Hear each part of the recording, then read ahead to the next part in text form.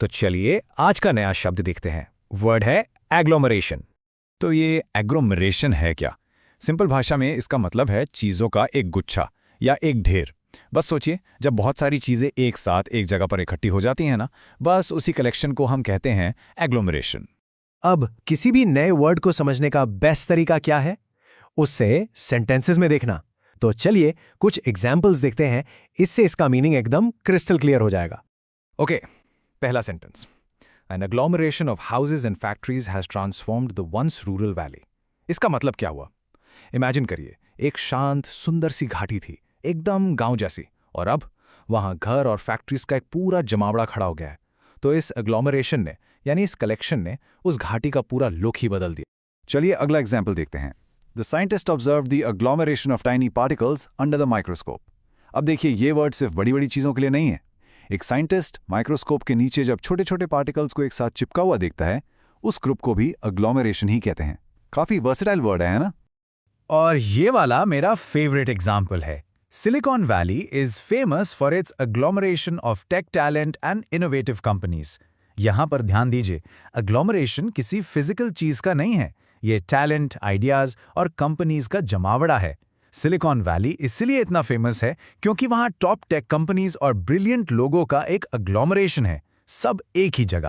Okay, तो अब सवाल यह है कि आपको ये वर्ड आखिर सुनने को मिलेगा कहाँ?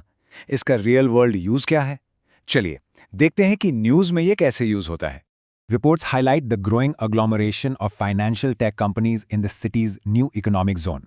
यह सेंटेंस आपको आसानी से किसी बिजनेस न्यूज़पेपर में मिल सकता है, और इसका सिंपल सा मतलब है कि शहर का जो नया इकोनॉमिक जोन है ना, वहां पर फाइनेंशियल टेक कंपनीज का ग्रुप, उनका जमावड़ा तेजी से बढ़ रहा है। चलिए अब इस वर्ड की फैमिली से मिलते हैं। हर वर्ड के कुछ सिनोनिम्स यानी सेम मीनिंग वाले वर्ड्स और एंटोनिम्स यानी ऑपोजिट वर्ड्स होते हैं।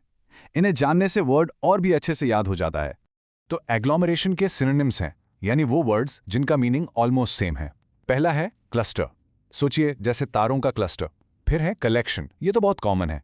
मास यानी एक बड़ा सा ढेर, एक्यूमुलेशन मतलब जो धीरे धीरे इकट्ठा हो, और असेंबलेज, इन सब का कोर आइडिया वही है, चीजों का एक साथ आना।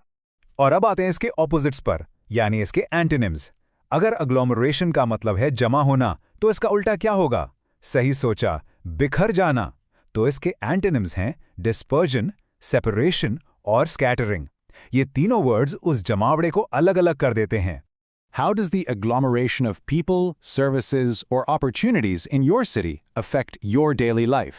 अब ये सवाल आपके लिए है। जरा सोचिए, आप जिस शहर में रहते हैं वहाँ लोगों का एग्लोमरेशन, गाड़ियों का एग्लोमरेशन या जॉब अपॉर्चुनिटीज़ का एग्लोमरेशन आपकी लाइफ पर कैसे असर डालता है? इसके बारे में सोचिए और ये वर्ड आपको हमेशा के लिए याद हो जाएगा। चलिए मिलते हैं नेक्स्ट वर्ड के साथ।